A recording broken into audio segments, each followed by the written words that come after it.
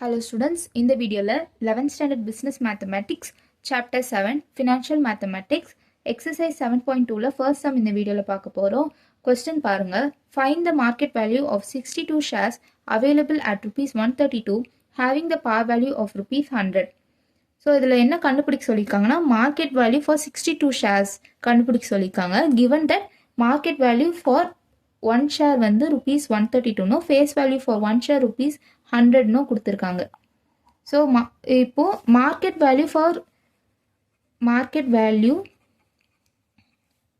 Of 62 shares வந்து which is equal to market value for one share.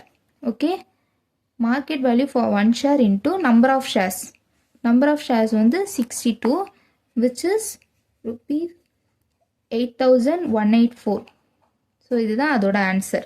So market value of ஒரு share வந்து கொடுத்துருக்காங்க, நம்மளை வந்து மார்க்கெட் வேல்யூ ஃபார் 62 ஷேர்ஸ் வந்து கண்டுபிடிக்க சொல்லியிருக்காங்க. ஸோ அதுதான் வந்து market value per share into number of shares பண்ணோம்னா நமக்கு மார்க்கெட் வேல்யூ ஃபார் 62 ஷேர்ஸ் வந்து நமக்கு கிடச்சிடும். அவ்வளோதான் இந்த சம். உங்களுக்கு ஏதாவது இந்த சம்மில் டவுட் இருந்ததுன்னா நீங்கள் கண்டிப்பாக கமெண்ட் பாக்ஸில் கமெண்ட் பண்ணலாம்.